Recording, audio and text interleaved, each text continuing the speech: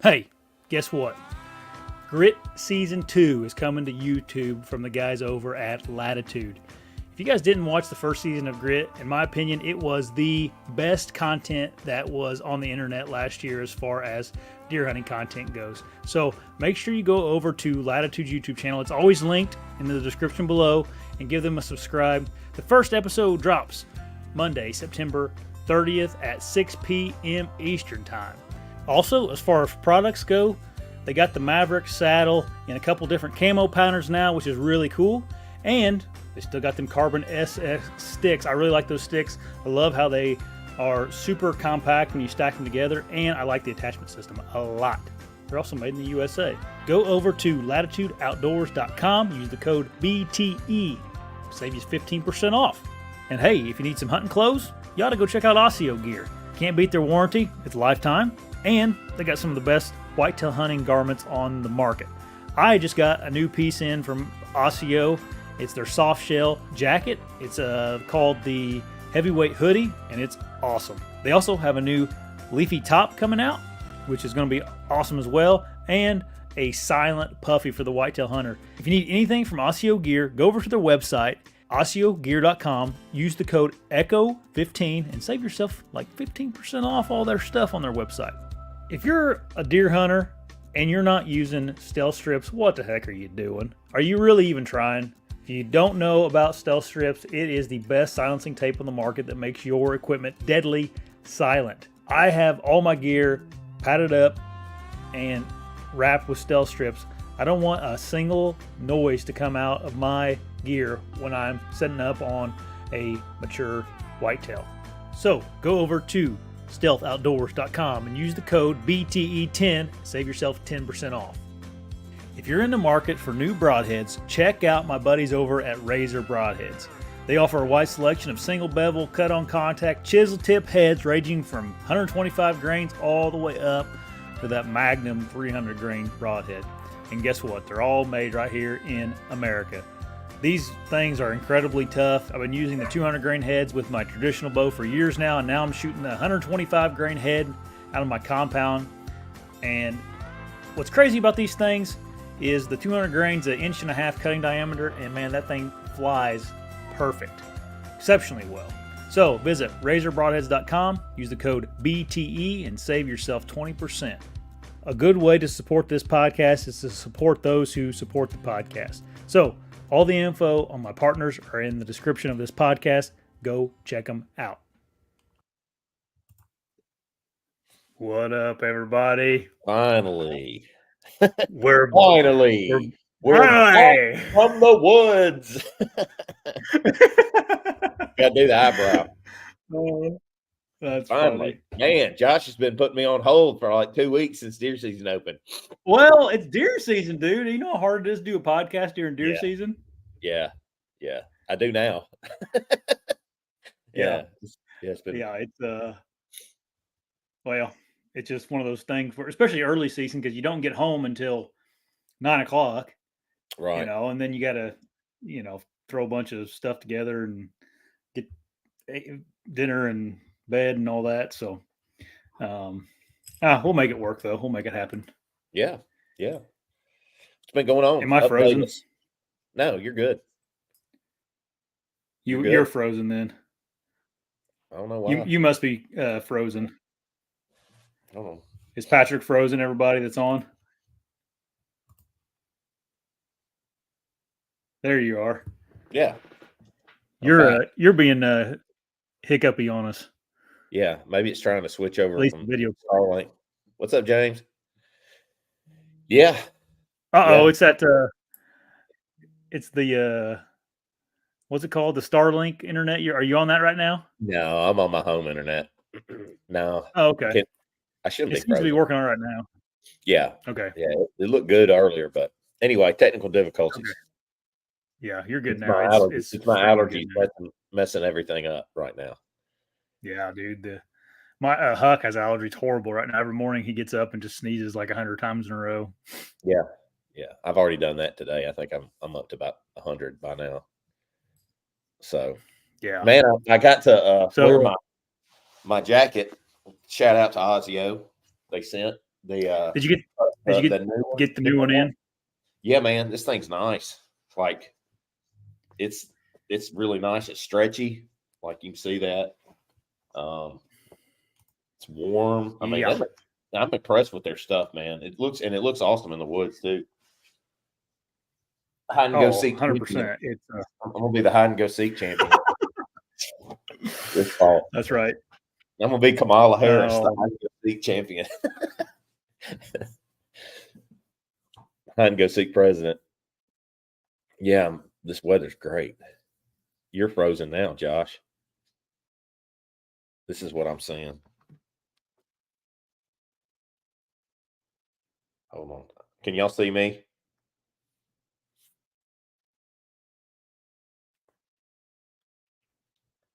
Profile pic. Sorry. Everybody. There's Josh's profile pic. That's I tried to switch over to my phone internet to see if it would help things, and it made it worse. But we're good now. Okay. I think it's on your end. My internet. Yeah. I need to. Yeah, I think it is too. I need to get some Starlink or something. I just don't want to pay $160 a month on. Man, I bought it for that camper, and I used it the other night when I was in Illinois, and it's flawless, man. Mm-hmm. That stuff works good. I watched TV from Starlink, like YouTube, and I was on the phone, just all not TikTok, but messaging you, and I mean it was good. Yeah, I'll have to get some of it. I wish they'd just get better internet in my area, but I don't think it's going to happen anytime soon. Well, the infrastructure plan that they passed in Congress like 2 years ago. Hold on a minute. They only did 7 charging ports. I'm sure you probably will get internet in like 2035 or something. Like that. Right. Yeah. It ain't happening. Yeah. Some independent contractor will do it faster, hopefully. Yeah. We have good internet in our area, but it's on the REMCs, and I'm on Duke Energy instead of REMC, so they don't put it on us, which sucks, but yeah, is what it is. Hey, rural people problems. Right. Yeah. It's pretty inconvenient whenever you do your work on the internet for a living, though. I'm telling you, I'm the Starlink. You could probably get home Starlink for it might be like 120. I don't know what you're paying for internet now, but the internet's so expensive now. Our high speed's like almost 160 a month, so we probably ought to just figure this Starlink out, how to port it into the house and put a dish up and be done with it outside, Yeah, instead of paying double on internet.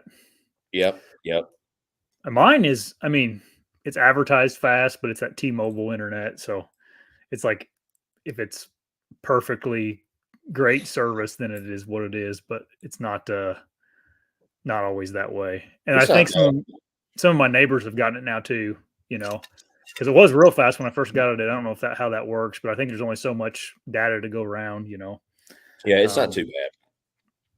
It's fine. For when you do freeze up, it's just for a second, and the audiences, they know, so they're cool. Yeah.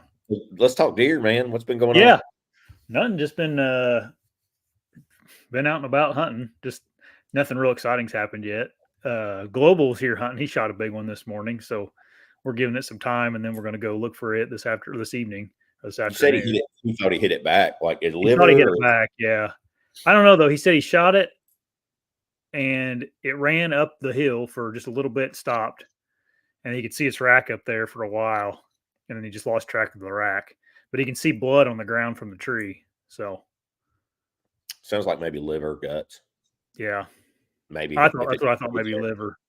Yeah, usually, if you hit them in the guts, they don't bleed very much. You know what I mean? Not liver either. Though I shot one in the liver, and I didn't even find blood. Just found, just went the way he traveled, and there he was, like 100 yards from where I shot him, and he was still alive. He has a pretty good idea of where he last saw it. So I gave that liver shot deer like 10 hours, and he was still alive. We're not going to go back till this evening. He shot it at 9:00. So yeah, that's probably a good idea. He should be, if he's liver shot, he should be septic and starting to really be jacked up by then. Yeah, if not dead. I mean, if not dead, yeah, they can live a while. He shot it with that. Yeah, he shot it with that 1.5-inch razor broadhead. That big the big one. So should be a pretty good hole in him. Yeah, for sure. So I'll make a video about it, put it up tomorrow. Hopefully it's a good story, good ending. Yeah. Have you been hunting any? You just been messing around in Illinois and whatnot. Playing around with cameras, the older I get, the more I like the cameras, I think. I'm sitting there driving back from Illinois yesterday. I'm like, man, Josh is so fired up. He's been like every day. And here I am. I say, I must be getting old, man, because I'm like, I might go. I went to Illinois and I was going to go. My heater didn't work, first off, in my camper. So I got to In your fix it. camper? I think it's the fuel. I think I left the diesel in there too long. Diesel's over 6 months old now, and I read that it can gel up and look bad. So I think it's just not getting it through the pump. So I'm going to see if it's the diesel and drain my tank, put new diesel in, and hopefully I can get the heater to work. And just didn't sleep, man. I was up all night because it was cold as heck in that camper. Yeah. So, and I got that. Oh, yeah. It's a camper. We'll have to do a video on it and show everybody because it's really cool. It's my pride and joy, man. Yeah. Whenever we're all together or something, we'll have to do a real good video about it because it is a nice little get up you got there. Yeah, but I'm gonna do a video of mine. Go ahead. No, I'll do a video of mine too. When I go to Iowa, I'm gonna take my little camper and do the same thing. Your Tusca. With it. So yeah, but I'm gonna use it. I mean, I'm gonna just use it for my Iowa trip, so it'll save me a bunch of money on hotel bills. Yeah, for sure. Yeah, that thing's easy because you can just get in it and get out of it. You don't have to pop it up and all that stuff. Yeah. It's a little annoying having to take everything up, take everything down every night, especially if you're going to hang out in it during the day, if it's cold outside. Yeah. But it still it's pretty convenient because you can just drive around and you're just wherever you are. Like I got in it yesterday and I had to charge my my computer up because it was dead, and I just popped up one side of the camper, went in there, plugged it into my inverter, turned it on, and computer worked great. So Yeah. that was kind of cool thing about it, carrying all that. Yeah, excuse me, guys, I got allergies killing me. That's all right. That's Josh thought I was crying this morning. Did you watch the? Yeah, he was like talking to me this morning when he got on, and he was his eyes were dripping. I was like, "Are you all right?" Those were tears of joy from Kamala's interview last night. Yeah. I still haven't watched the whole thing. I've just watched clips. Yeah. The clips I watched were not real good, but yeah, it's pretty bad. I mean, I guess depending on what you want to say. And my nose has stopped up from all the BS that she was talking. So. That's what I thought you were crying about. I'm allergic to Democrats. Oh no! That's what it is. That's funny. James, I got something for you. You got to get, man. Yard sign, James.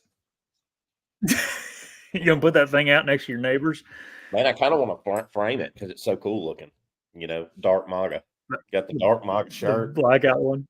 Yeah, that's like what Elon had on whenever he went up there and talked. Yeah. Man, that guy's smart, but he's pretty awkward, isn't he?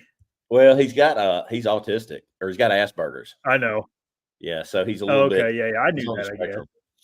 He does pretty good for being on the spectrum. You think? Yeah, I think he does really. He may be the best at it. The best at being there and doing good. Oh yeah, for sure. He's the Asperger champion of the world. Yeah. Yep. He's really people that have autism are usually really good at something. You know what I mean? They obsessive about things, or it's whatever, detailed or whatever their problem. Not a problem, but their tick is. So he really took advantage of it. Whatever he does, he goes all out. He's supposed to be like in charge of the efficiency of the government when Trump. Yeah, he'll fix that up. He'll fix that up real good. Oh man. It's like when he took over Twitter, he got rid of like 80% of the employees that were there. Yeah. Oh, they try to talk bad about Twitter, but I think it's better than it's ever been, probably, especially for free speech. I've never used it. What's up, everybody? Getting on. What's up, Jimbo? Jimbo Slice, like that. Yeah, that's good. Chris, Kevin, everybody. I was going to tell everybody what we're going to start doing is me and Patrick on these shows every week. We're going to take a question or topic from the members and go over it during the show. So this will just one, like I'll make a post on the members only page, and then you guys can leave your questions up there. Can be related to anything, God or deer hunting or whatever. Allergy medication. Wrestling. Yeah, wrestling. Dude, did you watch the Mr. McMahon documentary? I did. We did too. Pretty cool. I mean, I thought it was good. He don't give Yeah. He don't care about nothing but winning. No, dude. I wish I had a little more of that in me, like that. Just not caring what people thought of you, type thing. You know, like gosh. Yeah, but maybe get rid of the sexual deviancy. Yeah, I know, but I meant like it's just crazy how little he cared about what people's, Well, I think what's bad, I will say, like it seems good, but he honestly sees people as not human beings. He sees them as means as to an money. end. Yeah, And I think that comes with everybody, maybe even his kids. And that's kind of scary that he doesn't see people for actual value. Right. No, it's just monetary value is the only thing he sees. Monetary, man. Like, what can they do? Money. Yeah, what can they do to make me successful and to build this thing I'm obsessed with, the WWE? So it kind of shows like our thing is hunting your idol. Like, yeah, definitely the WWE is his idol for sure. Because I really have a long time thinking it's anything, Christ related. No, absolutely not. So that's what we took a question from here. I left in the comments here a link to the membership if you guys want to join that. It's like 99 cents a month, not very much. And then you can be involved in all those questions and answers. And then I try to every week I'll get on and just answer all the other questions that you guys had on there. Anyways, Captain Texas, who's a member, he asked about how hunting affects and influences your relationship with God. So that's kind of how we came up with that title today, about hunting being your idol. Yeah. Because I think it's something we probably all struggle with if you're sitting here watching a hunting show or hunting podcast or whatever you want to call this thing. I definitely struggle with it in my life. I'm getting better about it, but I still find myself getting wrapped up into hunting way, way too much. Yeah, I used to do it really bad. Probably up until 2 years ago. All I thought about, all I worked for, all I tried to get was things for me for hunting. And I would even do it at the cost of not making sure my wife got everything she wanted. I mean, she gets what she wants, but still, I'm sure I could have done things that were more beneficial for both of us. Just kind of put that out there, man. And it's shameful. So maybe I'm not as fired up as Josh this year, maybe because I'm a little bit more I've gotten a little bit more equilibrium. Not that Josh doesn't have equilibrium. It's just I mean, it's definitely a I've got I definitely need to work on. I'm taking a little break here from pretty much tonight until probably won't go until Monday. Now we going to do a little family camping and stuff this weekend. So, but yeah, I mean, I struggle with it. Like I find myself, I mean, it just consumes your mind sometimes where it's just like all you're thinking about is, your next move on deer hunting or what I got to do now. And then you kind of forget about doing other things like whatever, reading your Bible or going to church or all that kind of thing, Spending time with your family and your wife, man. Women are, they do not like being put second seat to anything, man. And when you put them second seat to an animal out in the woods and you're not home a whole lot, it can really get testy, depending on the woman. I mean, some women, Maddie's really gracious with you on your hunt, and my wife is too. But when I take it to an extreme, and I'm sure you've done it too, where Maddie had to sit you down and say, "Hey, look, dude, I miss you. You got to be at home. Like, I'm not. This ain't a one person relationship, Oh, it happens every year. It probably happens to you every year too. There's one time usually it happens every year. We have to blow up, so to speak, over it, and then But I don't feel like it's going to happen this year because I think I'm way more. Yeah. You haven't even went hunting yet. No, drove to Illinois, stayed a day, put some cameras out, came home, So. Yeah, there's a lot to be said about that. And like sometimes, I always used to think to myself, like people would be like, "Oh, a lot of people are like this, but you gotta hunt early October, gotta hunt, you gotta hunt all, time in the tree. And it's like, I don't know, man, there's a lot of guys, a lot of killers that are good hunters and that kill a lot of deer every year. Like they don't go but a handful of times every year. And because they wait till, November, the first week of November to start hunting or, whatever they do is more calculated. And I'm bad about just go. Yeah. But it's like, on October 7th when it's 85 degrees out, like I'm probably not going to shoot a buck, you know. There's a snowball's chance I might, but it's like, or I could just chill out the house, you know, and save those days. Yeah, that's one thing that I've I hunted a lot in October last year with no success, and I don't really get much success down here until like November. Yeah. Pretty much the first week of November, it's really when it starts picking up, when my pictures pick up, when the buck sign starts picking up and all that. So I just find myself like, unless you're on something, you know, like that buck I've hunted a couple of times up at my club, like he's been regular. He's given me a good reason to go in and give him a shot. But to sit there and obsess over him every day and try to hunt him over and over, I think you do more damage. And I listened to a really interesting podcast yesterday. Well, I mean, everybody knows the Hunt Hour podcast, but Spook's fan. I wasn't a real big fan of his until I listened to him talk yesterday. Yeah. I was not a fan. I just thought, man, this guy's kind of like, you know, eccentric.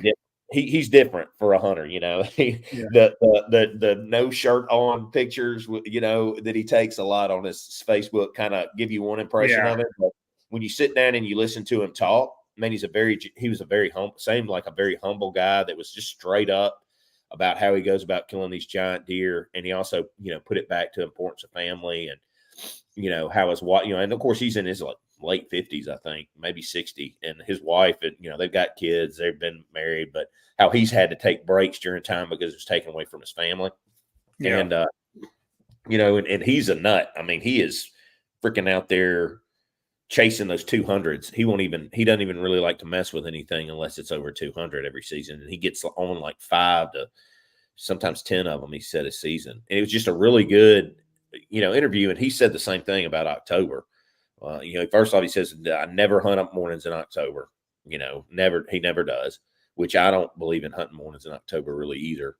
And then, you know, just being more calculated and, you know, having your cameras, letting your cameras do a lot of the work for you to figure out what these deer are doing before you go in for the kill. You know, it was a cool 3-hour podcast. So let's do it the whole way home. I mean, it was really, really good listening.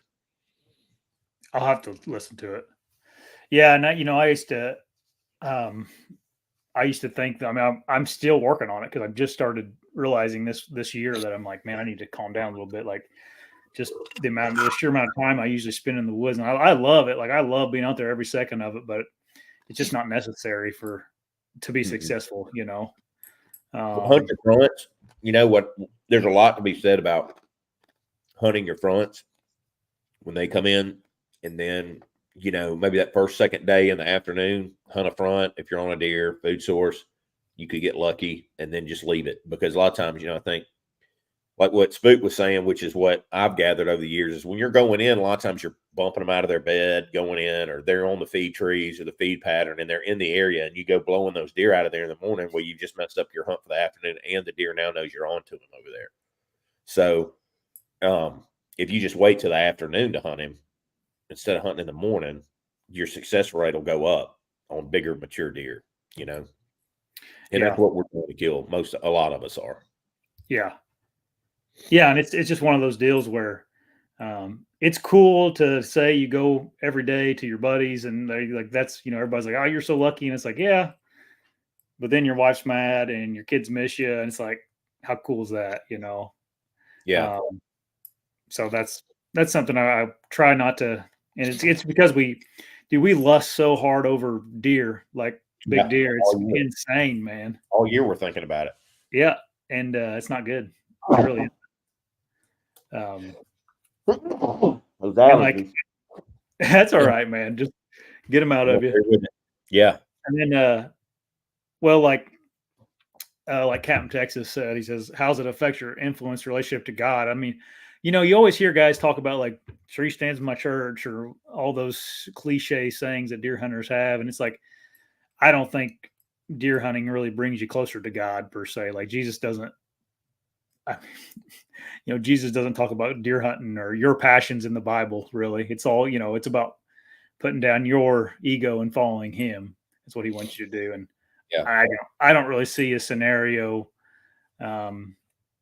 where deer hunting, I mean, maybe it keeps you out of trouble, or a lot of guys will say that. Like if I didn't deer hunt, I'd be in the bars or whatever the cliche saying is, or I've been in jail, or it's like, well, yeah, maybe that's true, but I still don't think. I mean, just because you're deer hunting and you're not in jail or you're not at the bar doesn't really make you a better Christian per se. Right.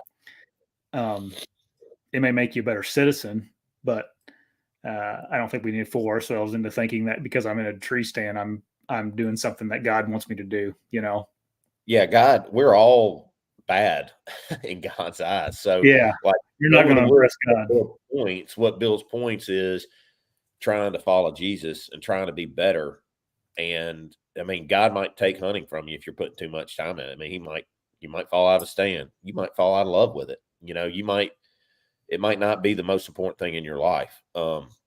Depending on how much of an influence it's become over being a good Christian is. So I think to your point, I mean, the number one reason we're on this earth is to love each other and to spread the gospel and to love God. Yeah, yeah, If you're not doing that, then yeah, I mean, he can take things from you too. yeah. And something else, man. Exactly. That's what I was getting ready to make the point of. Is Yeah, like some of us put our whole identity into being a deer hunter, and like I've yeah, been guilty of that in the past, where I'm like, man, I don't know what I would do if I couldn't deer hunt. I was like, well, you know what, man, that could be taken away from you. Like yeah, there could be all kinds of scenarios that happen where you can't deer hunt anymore. Then what? It's like now you don't even know who you are anymore. It's like, man, you got to yeah, find something that can't be taken away from you. Um, yep. that I've got a that friend that of you're mine. I've got a friend of mine that he was one of my partners when I was a police officer, and I mean, his idol was probably being a police officer, and he's a Christian, and he's always been a Christian, but he's not a police officer anymore. God took it from him because he got in some trouble. He didn't do anything really wrong, but he got in some trouble. He tased too many people, and he kind of got some bad. It kind of made it to the news, and then they kind of framed him in this way that I mean, he's 5'4", 150 pounds. Okay, he's no threat to anybody. I mean, right. He's not just going to manhandle someone. right, and you know he got in trouble for tasing a few people, so he had to resign because they were going to fire him, which is never good to be a fire police officer. And then he went to another department, and they loved him. They got a new chief, and then they fired him over another incident he did where he just went too far. And man, he's really struggling with it. He's been arrested now like 4 times. He's drinking a lot. And I had a talk with him about 3 months ago, and I was like, dude, you're not putting God first. Like he's going to kick you in your teeth until you turn to him and you give up what you want for what he wants for you. And I said, evidently he didn't want you to be a cop, which is good because he never needed to be one in the first place. I love him to death, and he was a good guy. He did things right way, but he just wasn't meant to be a police officer, and he's struggling with that. So back to like deer hunting, like if this is all you do and you don't have God, you don't have Jesus in your life, what if you don't have this? Then what do you have? We don't have anything without God. So you can't put hunting, your wife, your kids, your job, you can't put anything in front of God because without him, none of it's possible. Yeah, yeah, and it's tough to do as humans. Like, um, but I always think that too. I have a lot of buddies that are just obviously I work in this industry, and a lot of them are just like that's all they think about, and all they Right. do is deer hunting, and they obsess over it. And I'm like, man, what if something happens and like it becomes illegal, or um, you have a car wreck on the way out of way home tonight, and oh something happens and you can't deer hunt anymore. It's like, Yeah. and you got to find another outlet. Or your Um, wife gets sick and you have to spend time with her and your kids, or something happens. yeah, It's more, God will put life in perspective for you if you don't do it yourself. right. Yep. So I don't know, just something I thought was a good topic, and I appreciate Captain Texas putting it on there. So yeah, I would say, I mean, if I'm being honest, hunting has probably affected my relationship with God in a negative way, if anything, in the past.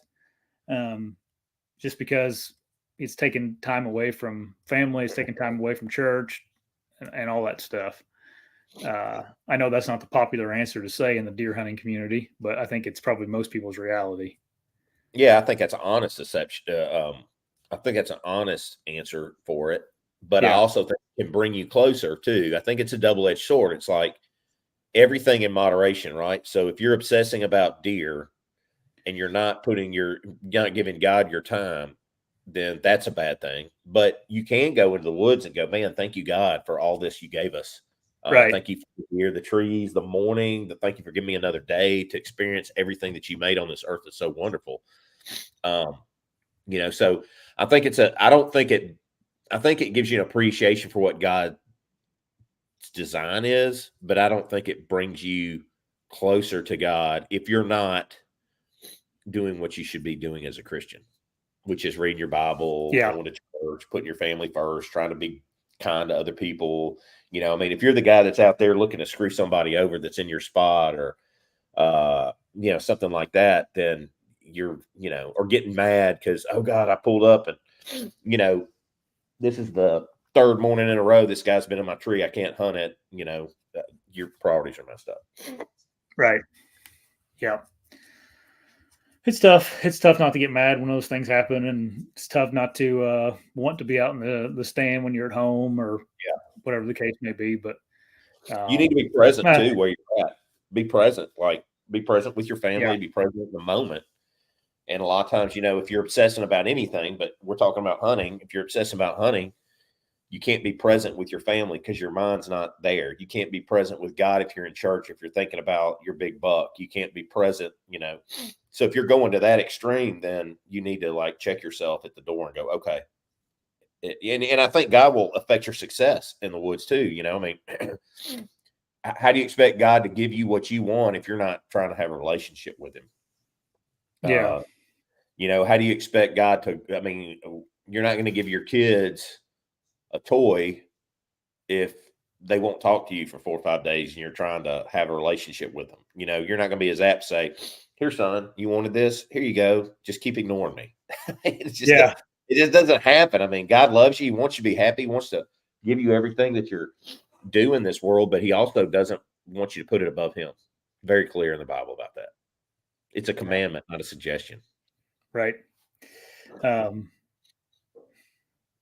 Anyway, I just was thinking about that. There's this, I got this devotional. It's like a deer hunter's devotional. I need to start reading it to see if, I don't know, it'd be interesting to hear some of those things in there if it ever talks about them. I just feel like us deer hunters have this persona, or we try to put off this persona that we're some great Christians, and we're all holier than thou because we're deer hunters and we're out in the wilderness and all this stuff. And it's like, I don't know, man, you don't have to be a deer hunter to be a good Christian, So I just want people to think about that and think about the real reason they are deer hunting, or the real if you're out there because you're trying to get closer to God, that's great, but I think there's probably better ways of doing that than just going to the tree stand and ignoring family or church or whatever the person that made everything that you're enjoying. Yeah. Yeah. That'd be like going to eat dinner and not saying thank you at Thanksgiving dinner. You go eat this dinner. It's so good, man. I've been looking forward to this since last Thanksgiving. Grandma makes the best this, or my wife makes the best this. You only make it one time a year. Who eats turkey and dressing monthly? Nobody, probably. Right. Get that good turkey and dressing that one time out of the year, man. It's jam up. You look forward to it like that week. You're like, I got to get my turkey and dressing. Kind of like we're looking at, the rut starts this week, man. They're going to be running crazy. And then you get out there and you kill a big deer, or you have a good hunt, or you get to enjoy what God made us. And then you just go home and you don't try to spend time with him and say, thank you for what you gave me. I appreciate, I think a lot of hunters thank God for what they kill, which is good. It shows he's on your mind. Yes. I know I've always thanked God for everything when I kill him, and I'm not like, thank God. I'm like, thank you, Lord, for giving me this. I'd say 90% of the time I've done that, since I was little, even when I wasn't a good Christian, I always thank God, even though I wasn't sure about things. I guess I always knew. But yeah, it'd be like your wife cooking up a great dinner and you going, all right, let's go watch football. Let's go watch you. Let's go watch Hunting Public. Let's go watch, before the Echo podcast. Let's, oh man, got to say thank you first. Yeah. Anyway, it's a good topic. Leave in the comments what you guys think too, by the way. Did you see that C.J. Alexander pled guilty to all those charges yesterday? I had a feeling he probably would, but no, I didn't see anything about it. He Yeah. did. Yeah, like 14 different charges of poaching. What a shame. Yeah, crazy. What did that deer end up scoring? I don't know. I think it would have been like number 3 in the world. And now it'll be nothing. Yeah, hanging in a museum probably. Be hanging in where was it killed? Ohio or Indiana? Ohio. Yeah, it'll be hanging up in the Ohio game warden main office is where it'll be. Yeah, an attractant for them. Yeah, it's the largest buck ever. I think that's the largest buck ever taken in the United States, isn't it? No, the Huff buck is. Okay. That was legit. That he was on here, whatever the summer, whenever Dustin came on here. Well, this deer's got to be like the number 3. It was number 3, I think, is what they said it would probably go. Or number 3 or 2 or 3, one, because it's up there. Yeah, it's giant.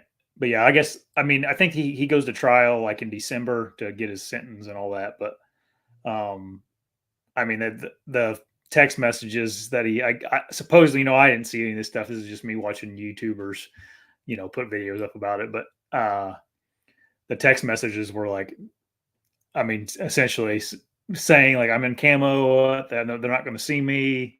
Setting up you could see where he was staging the kill on his sister's land and all that. So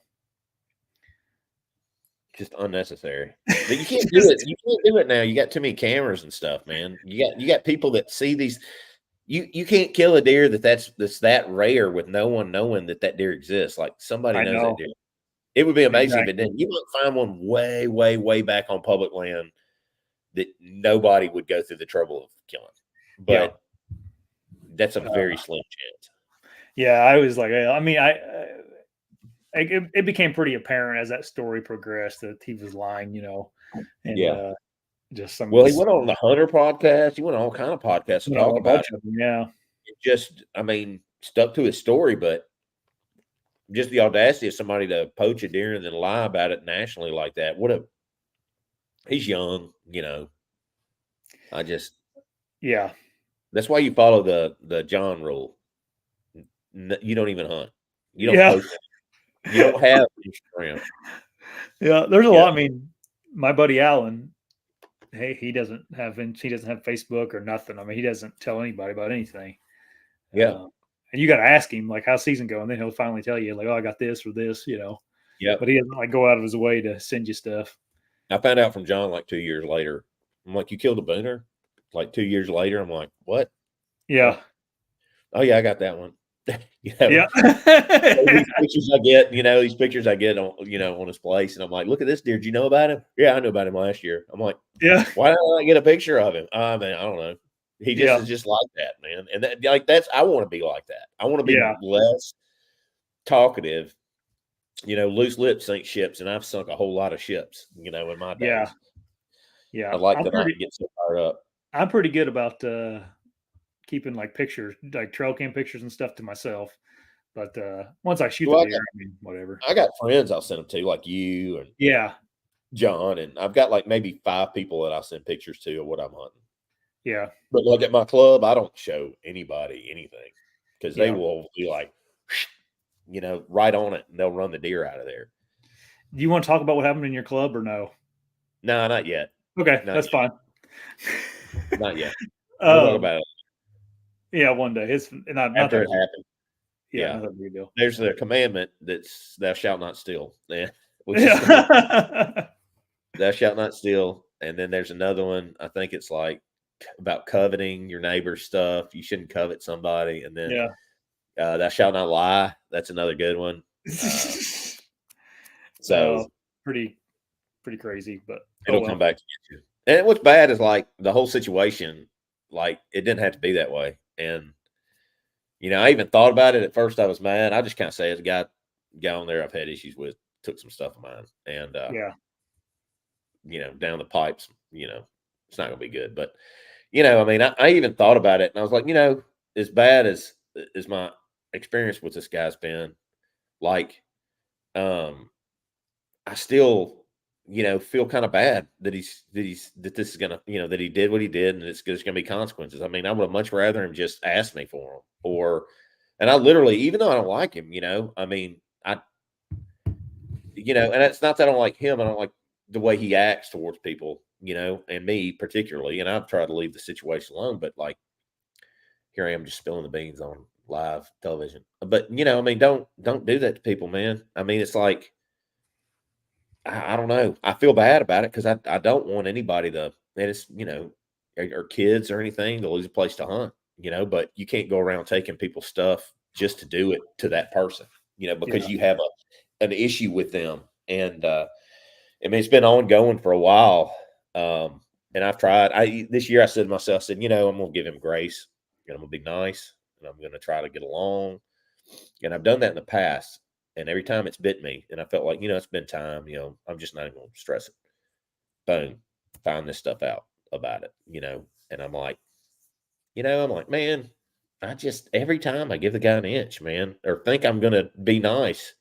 And then the psycho comes and shakes my hand after doing it and, smiles at me and wonders why I won't be his friend, and things like that. And why I won't really try to associate with him. And, like, as after you took my stuff, like, dude, like, it's Weird. unreal what hunters will do to other hunters out of either jealousy or like competitiveness.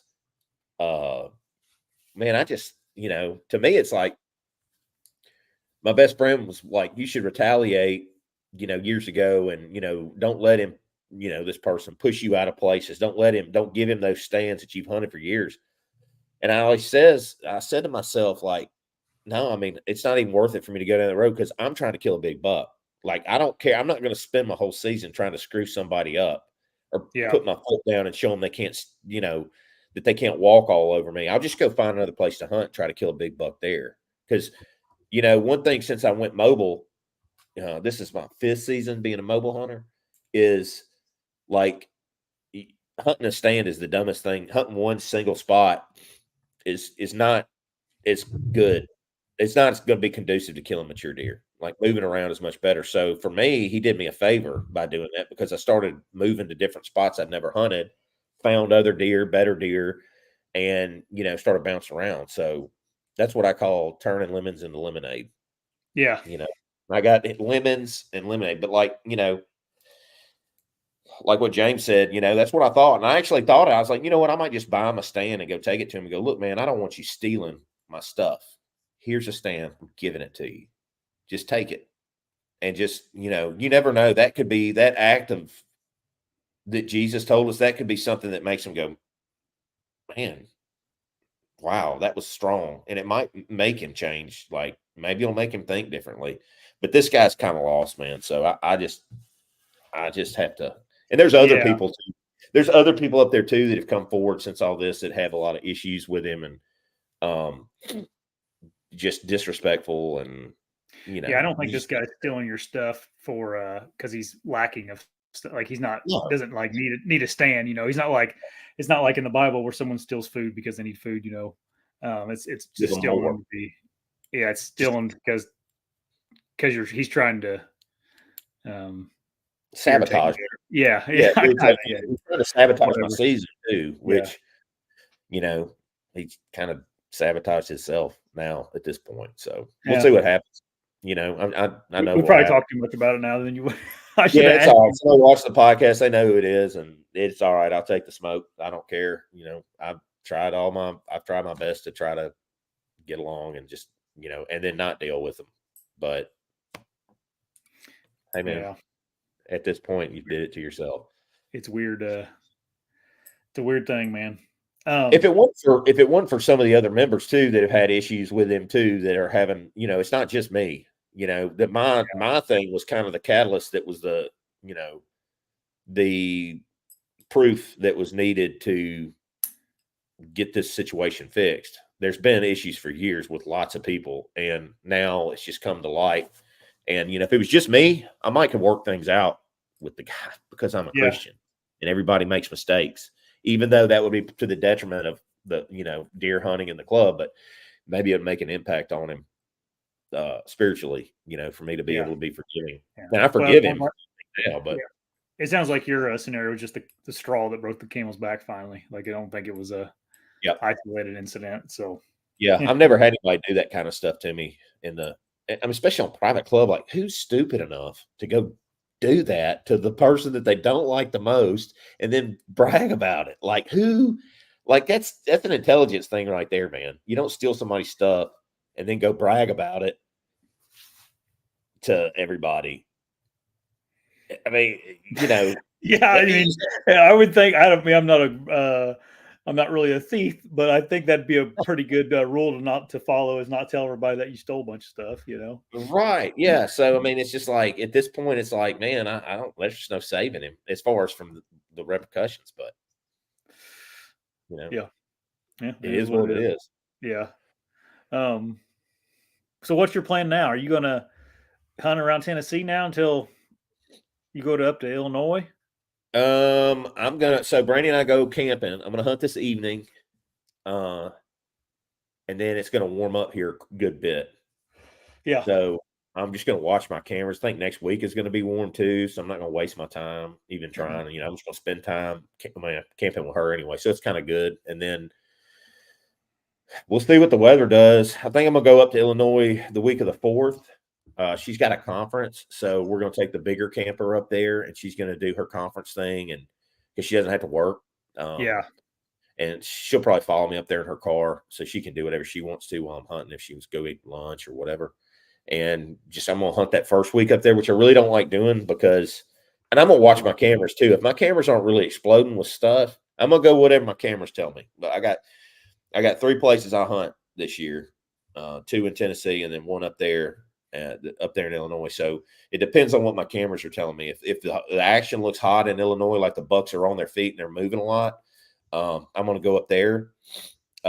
But if they're not, then I'll just stick down here because I know what these deer kind of do that time of year. And a cold front. We need a good cold front too. Yeah, it's going to be warm here. It's going to be in the high 70s, starting Sunday on to Thursday of next week, I guess, the 24th. So, yeah, looks like then about end of October is when it's going to start to temperatures are going to start dropping. It's going to be nice here. I mean, nice weather, really. Yeah, I hadn't looked at it. It looked like there's a front coming in that last, like the 30th, around the 30th or the 31st. Yeah, that's probably whenever a guy needs to be in the woods again. Yeah, I'll probably go up there. It's weird. Like, Midwest, you want to be there that first 10 days of November is what everybody says, because it just breaks loose and it just gets better and better, better, better every day. Yeah. And then it just kind of drops off when they're in lockdown. And then it gets really good for 4 or 5 days after for the seeking phase. And then, kind of wait on that second little rut to hit, and it can be good. It's hit or miss between there. Southern Illinois, though, it's not like that. It's a little later. It's like you in Indiana. You're not that far apart from where I hunt. Probably almost diagonal. And you said to me too, it's like the guys say Veterans Day is the best time to be there. So that's when I'm trying to key in and be there Veterans Day from all those old heads have been hunting for a long time. Yeah. Plus the pressure drops off like dramatically after the first 7 days. Yeah. I need to get I'll try to get back down to Tennessee in December then too. Yeah. I got my hunt that first week at President's Island, which is a huge, huge deal. Yeah. And then that's another. I guess I got 4 places because that place is pretty good, but I can't scout it until the day before. Yeah. So I'll spend a day out there scouting, and then I'll figure out where I'm going to hunt, and then I'll go. Then you can come down that week anytime. We can try to hunt. We'll hunt at John's, or we'll hunt on my club, or wherever. Rifle season will be in then too, right? You guys, did they mess around with that again? Because they changed it, right? With the they changed it back to the original, which is good because it used to be you had the youth season, which was the last Saturday in October, and then you had the muzzleloader, which picked up the first Saturday in October and went for 2 weeks, and then you had the deer season, which was the 3rd Saturday. Yeah. So they went back to that. When it was the CWD zone, it was like as soon as the youth season was over, October 1st started rifle season, and it was all the way till the end of January 31st. So they changed it now. Season closes like it used to the first Saturday or first Sunday in January, and they went back to the normal, modern gun season. Yeah. I was going to ask you too, how's your Moultrie cameras doing now? Hold on. Your mic is like muting your sneezes. It's kind of funny. Oh, that's awesome, dude. I didn't know it did that. Yeah, they're doing great. I'm impressed. $50 cell cams, Yeah. that Edge 2-pack. They're running a sale. I don't know if they're still doing it, but for $50, you get 2 of them. The plans are not very expensive. It's like the Pro's like 37 plus $8 a camera extra. And then they send good pics. You can download, you get 50 videos you can look at a month if you set it on pics and videos. I mean, it's good. That's what I was. That pic you sent me a video. I think it was this morning of a deer, and it Yeah. looked really good. The video did. Yeah, I'll show you the viewers so they can see. I wish we could put it up on screen, but let me see. I'm sure you know how to do that. I don't. Not like that. I don't. I mean, I can show everybody on the screen.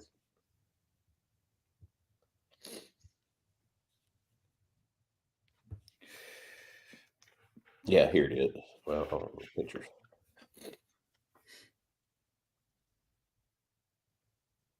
So, yeah, that's good. Yeah. That's a good video. Yeah, that looks good for camera.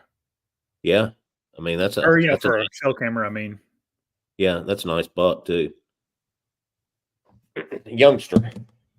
Chase him. We're live, dude. We're live. There's not a lot of people on, which I knew there wouldn't be in the middle of the day here. Yeah, middle of the day. They'll hopefully watch it later tonight. Yeah, once time change, it's not going to be a problem because at least here we got time change where we'll go back an hour. Then I'll get home in time because it's going to get darker earlier anyway. And when is that? It's usually like November. That first Sunday in November, I think, is usually when it is. Man, I'm ready to be here. I mean, today's the 17th, so these days are too long, and it doesn't get light till way late. I didn't even know what got light. That's how much I've been hunting. I was like, Josh, what time's it getting light in the morning? Like, I don't know, 7:20 here. I'm like, okay, so like maybe 6:30 at my house. Like 7, close to 7. I'm like right on that border between Central and Eastern. Yep, it's that time of year, man, when things are changing rapidly with the weather and the days are getting short. And are you guys? Are the crops all out down there where you're at? Have the farmers? Yeah, it's crazy. I went to Missouri, and they're just now Illinois, and they're just now starting to take out. The crops. We're just getting hot and heavy here with picking. So planting a lot of corn around that WMA this year. A lot of corn. That's what you were saying. That's going to be good for like late season too. Like, I think it'll be like if you were able to do like what we did the first year you hunted with me. Yeah, go up there. Yeah, there's a lot of deer running around back then. I mean, we didn't get on anything. I guess Sawyer killed that 8-pointer, but we know where those deer are though. We go back to that same little spot we found the second day. It all probably just depends on pressure too. Like if there was guys in there or something, it'd be different. But I think the pressure dies. I was up there, I drove around that night. I drove around yesterday, and I didn't see but like 2 trucks. Now you go up to the first week of November, there'll be trucks at every pull off, multiple trucks. But right now, there's nobody hunting that WMA. Yeah, dude. Last night the way I come in, it's like 2 miles to get back to where I hunt at, just because you got to zigzag around some stuff, and then to get out, it's 1.5 miles. It's just weird. Essentially I make a big circle in there while I'm hunting. So I like come in off the road, I set up, and then because all the deer are kind of bedding up in here, so I don't want to get into them. And then once I get done hunting, I just go up around to the hiking trail and get out of there. And it's about 1.5 miles because I got to walk down the road a half mile when I get out of there. Anyway, dude, last night I was sitting there, and right before dark, I hear, coming to me, and I could tell. I'm like, oh, that's a bigger deer, and it's just it was a big old single doe, like great big long nose on her. You could tell it was just an old doe. She didn't have any fawns with her or nothing. And dude, she just sat there and just 10 yards, just feeding right underneath me. And I had my longbow with me. And I was like, dude, if I was anywhere else right now, you'd be dead. And she just I wouldn't go shoot her back there because it would just been, it's going to be a nightmare getting her out. But dude, the does up there up north in the Midwest. Oh my God. I saw one cross the road the other day and I was like, oh, it's got to be a buck. And you drive up because our deer just aren't that big. Like our bucks weigh what the deer weigh probably. A 3-year-old buck here will be what a mature doe will be Yeah. in the Midwest. Yeah. But I'm like, I mean, with a longbow, it could have been any more perfect. I mean, she had no idea I was there. She was just sitting there messing around. And I'm like, gosh, man, why can't this thing walk by me when I'm 200 yards from the truck, you know? Yeah, for sure. Yeah, it always happens. It always happens when you're back there deep in or whatever. You got to kill those does on easy spots, I know. And you can come down here and kill a handful of them, man. Like 3 a day. Like you can load up your cooler and be done, and have plenty of GP. I wouldn't even, if I was you and I was hunting in a $1 state, I'd be shooting for a big buck and be done. And then, like, if you can come back down here to Tennessee, you can fill up your cooler, no problem, down here. Shoot all you want. Yeah. Well, I may do that, especially, I don't know. That's what, I don't know if John needs any deer taken off his farm or you guys on the thing. I don't know. I wouldn't eat them off John's farm because it's CWD. Oh, yeah. I forgot about that. I always forget about that. My hunting club, you can come down there and shoot a slew of them in a day. They're everywhere up there.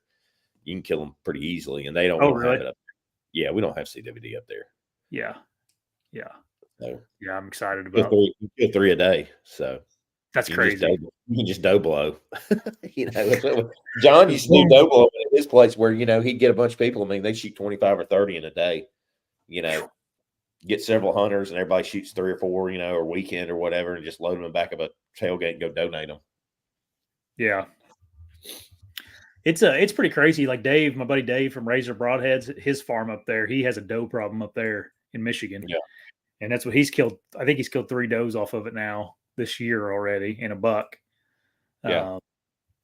That's what he said, man. You can't even, they've not been shooting does for so long, and it's kind of got out of hand there. And there's just so many deer there now. I mean, he said, I think he saw like 20 or 16 or 20. I can't remember what he said. It was some crazy number of does that first day he sat, they're just everywhere. Yeah. And then of course you got, when it gets like that, then he seems like the age class isn't as good. I mean, he said that he had saw all those does and he saw like 6 bucks, but they were all just little dinks. Mm-hmm. Yeah. Down here, like literally there's deer everywhere. Yeah. Down here. I mean, you've seen it. I mean, I got to drive you around at night in the towns. I mean, they're just freaking everywhere. And like I hunted, like when I was on my way back yesterday, I was driving down close to my hunt club, and there was a deer in a guy's front yard and had an orange collar on it. I was like, I never knew that was here. And I got to call the owner of my hunt club and ask if he's seen it before. And then, when I got into town here, there was a nice 8-point in somebody's yard with a bunch of does just eating under their acre tree. Yeah. Veterans, I've packed out plenty from that far away too. I'm just trying to be more considerate than I used to be. I'm lazy. I ain't pulling a doe out that far. I ain't gonna lie. I have definitely shot them back in there. I shot one in Michigan way back in one time. But my buddy Brad's down here hunting. That would have meant he would have came help me, so then he'd been up all night. And then my wife was trying to put the boys to bed, and I would have had to not helped her with that. I just didn't feel like shooting one. Yeah. If I would have shot her and been able to get her back to the truck by 8:30, it would have been different. But yeah. 20 to up there in Minnesota, 20 does to 1 buck. We don't have it like that here. It's got big deer though, doesn't it? Yeah, Minnesota has good deer. That's really big. I mean, that's one of the really good buck state, I think, isn't it? It just kind of depends on where you are. And yeah, well, I probably like northern. It's probably not as good as southern, I guess. I'm just guessing though. I've never hunted there. Yeah, that's where Joe Reitmeister shot that nice deer on the very first public land challenge. We're in Minnesota. Mm-hmm. Yeah. Well, they went to Michigan too one time, didn't they? Mm-hmm. Yeah. Yeah, I don't think anybody killed anything big there. I think maybe some does were killed, and I wish they'd bring that back. Dude, did you? Yeah. We ought to do something like that with some people, and do a public. I know you did it a couple of years ago with Dan on that first week, but I'd do it like more in the rut. So I think you get to see more action and stuff. That would be fun. Yeah. Oh crap! What was I going to say? Oh, did you see Lee Ellis has killed that other giant? Yeah. Did you see Don Higgins killed a giant too? Yeah. I mean, these guys, it's just nuts what they do. I know, man. That one right there. Yeah, that's him. What do you think that deer scores? I don't know if did anybody ever see what scored. Easy over 200. I think he Oh said 210. yeah, I think he said yeah. 210 or 212. He's got a couple over 200 Mm-hmm. because I think that non-typical was 200 in Ohio. I think he's killed a couple around Atlanta that are 200. Jimbo says 211. Yeah. I knew it was like 210, 211, something like that. People kind of laid him down this week. Scott Buckley killed a nice one. Yeah. Um, Nobody's laying them down here. I mean, I'm on those, like Facebook groups and stuff for Tennessee and Arkansas and stuff. It's going to be a minute down here. Like our deer are just so much later, and it's like y'all's rut goes like this, boom, and then ours is just long and steady, and then it peaks and it stays peak for a minute, and then it kind of slowly drops off. Yeah, it's a good thing because you get to see a lot more action. You got a lot more time when they're vulnerable. I'd say probably like, our bucks really start ramping. The mature bucks don't really start moving until the middle of November, like daylight. But your 3-year-olds and under, they move around a lot from the first week of November on. I mean, they're boom, boom, boom. So you kill a nice 3-year-old pretty easy here. But like if you want to kill a big buck, man, I think the best time is like December, like around the 28th to That's like when you get the peak.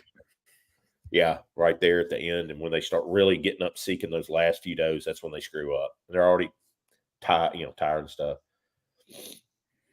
Yeah, Jimbo says Lee's killed a few big ones this year.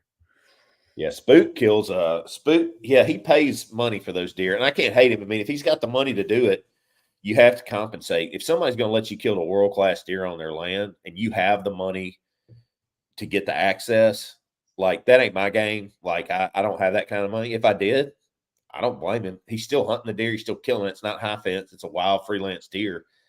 He's just got the money to play a different game, and he's playing a really, really high stakes gambling game on killing giant whitetails, which is What's that guy do for a living? He's in land. His family, he was already kind of wealthy. I think he said his family owned lumber mills and timber tracts and stuff. And so there's a lot of money in that. So he's got like generational wealth from that. And I want to say he just kind of fell into it, and he sells land and does some deals, stuff like that. I think that's what he does. That makes sense. Yeah, Lee's just something else. Now Lee's paying people now. Lee's paying people money to hunt these deer, or paying for finder's fees. I'll put it that way. Really? Yeah, he pays now. He pays some, but he did a lot of it without paying. I think he does most of it without paying. Because he's just kind of an unassuming guy. He's a Christian guy. He's honest. He just loves to hunt, and I think he gains permission because he just seems to be such a good guy. And he is. I mean, I don't think he's a bad guy at all. I think he seems like a really nice person. But that goes a long way, just being a genuine guy that just wants to hunt, and then being generous to the people that are letting you hunt. And you see what they have on their property, and you're trying to kill these big deer. It takes a little bit of money to do it. And these guys. Spook was talking about money that he spends. And he's like, man, I don't spend much more on some of these bucks than a person spends on a leash, $1,000, $2,000 a year to hunt a 200-inch deer. Just go to the farmer and offer him a little bit of money or some help around his place. And then he says he also offers them, like, in return, like outfitters sometimes will call him and say, hey, I got a 200-inch deer. How much will you give me for it? And, he works up a plan. He says, he's like, I'm not competing with somebody. If somebody just wants to pay a high price, he says, the thing that I do is I say, which is kind of cool, but because you see his track record, he's like, I say, okay, yeah, sure. I might give you 15,000. They might give you 30, but what's the odds of them killing the deer and giving you the notoriety for the deer? He says, I got a really, really high chance I can kill that deer if I put time in on him. So you're not only are you going to get the money from me, I'm also going to put you in the story and give you a lot of credit for the deer because they deserve it for finding it. And then 3, if you're an outfitter, he said he had one guy that was kind of a newer outfitter that found one for him, and he went and killed it, videotaped it, did a big thing on the outfitter. He said that guy was booked up for 3 years after that. Within a week, he booked up for 3 years. So he's given back. Yeah. It sounded like from what his interview said, he's also given back to the people stuff that you can't just get. Money can do anything, but just being who he is and how he's known and what he's known for, like he uses that to his advantage too, which is pretty cool. I would do it. I'm not. Yeah. Can you imagine a 200-inch deer walking through wild, deer walking through the woods at you? I mean, that'd be nuts. Another thing they were talking about too is kind of cool is they were talking about how there's so many of these big deer and how there have been 3 confirmed 300-inch deer come out of Ohio lately, just like recently, and they said that the deer that are coming, you can come in. They said that these deer, he thinks that it's like he said in 2008 when they had a housing crash, a lot of these deer farmers just released deer in the wild, and because they couldn't feed them. Mm. And how that they do that anyway when they get deer, they just don't want to feed like does or bucks. They just release them, and they're not supposed to. But that he said it happens, and he said he thinks that's why like Indiana, Ohio are becoming such hot spots for these just giant whitetails is because that genetics have been released. Now they're not killing the deer. Sometimes they're killing the deer that was in a high fence, but that got out or was released or whatever. But it's like, think about it. Just like John's, there's that high fence next door to John's. Well, a tree fell over the fence and I can step across it now. Like you and I, we can walk across the fence. That place has been managed for big trophy whitetails for 20 years. So how many deer have gotten out and are now walking around on John's place or other farms nearby that are, and they didn't bring genetics in Tennessee. They already had them there and they just built off of what they had and managed them up. They killed some 190s off the place and stuff, but it's high fence. So like that happens, I think, a lot more too. And they were mentioning that. And I was like, I never thought about that, but you look at all these freakish bucks that are coming out of some of these states that shouldn't have them. Like, I don't think Indiana should have the kind of freakish bucks from what you've described based on the soil, the terrain, and the food crop versus the Midwest and Ohio either. Like Ohio's got good genetics and I'm sure Indiana does too, but you start combining that with like years of these high fence deer that they possibly could be letting out. Spook said he knew farmers that had let them out in the past or that, fence broke down or whatever. Now they're out wild breeding with other deer, getting those genetics to the age. And they, it might've been a 300 in the pen and it gets out and it breeds with deer and those great genetics, the best they're going to get another wild type deer with all the stress and everything's in the 200s, but that's still a humongous deer. I mean, it's freakishly huge. Someone shot one, I think in northern Indiana, it was a high fence deer, had tags and ears and stuff, but it was giant. I mean, it's a giant, like free. I mean, it didn't count. It didn't count to a record book or anything, I don't think. But yeah, he got out. Yeah. So it does happen for sure. That one that kid killed in Tennessee, the Stephen Tucker buck, that was the world record before the last world record bow or non-typical was killed. That was 315 or 320 or whatever. I mean, that could have been a high fence deer that got out. Yeah. I don't know. I'm not trying to spread rumors, but we don't have those kind of deer in Tennessee. And for a deer to score 315 in Middle Tennessee, like that's just not pretty rare. So, yeah, I mean, it didn't have a tag in its ear or anything like that. Or if it did, he snatched that sucker off, which I would have done it too. If I shot a big deer, wild breed, I go over there, he's got a little ear tag on, I'll be like, snatch. That deer was freaky too. Like it was weird looking, right? Yeah, it had a bunch of points. Yeah.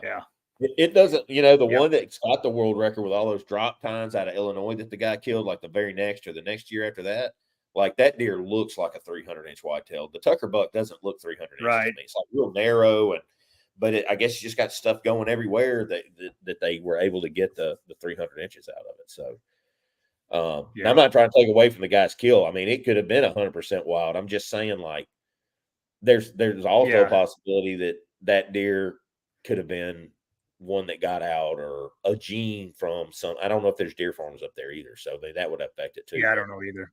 Indiana has deer farms. There's some states you can't have them. I think. Yeah, Tennessee you can't have them, but Indiana and Ohio have a ton, and Ohio's got a bunch. From what Spook was saying, he was like, "There's a lot of deer farms in Ohio," and he said, "So maybe that's got a correlation to do with why these freaks are coming out of Ohio all of a sudden, it's because, what's his name? The kid that I say kid, I think he's close to my age. Maybe he was on, the one that's on Hunter podcast, our Hunter podcast. He was talking about when he was in college and he worked for deer farms. Like if they had a doe fawn, they had too many, they'd bolt gun to the back of the fawn's head. Just because they don't want to feed it. Yeah. I'm like, oh. He said it was tough. He says I didn't like that at all because he Sure. worked on it. It wasn't a deer farm; it was a research facility. Mm. So they tried to keep the genes and the ratio down. So if they had fallen does, they would put a bolt gun on the back of its head, and kill them. So they didn't have to feed them. Veal. Yeah.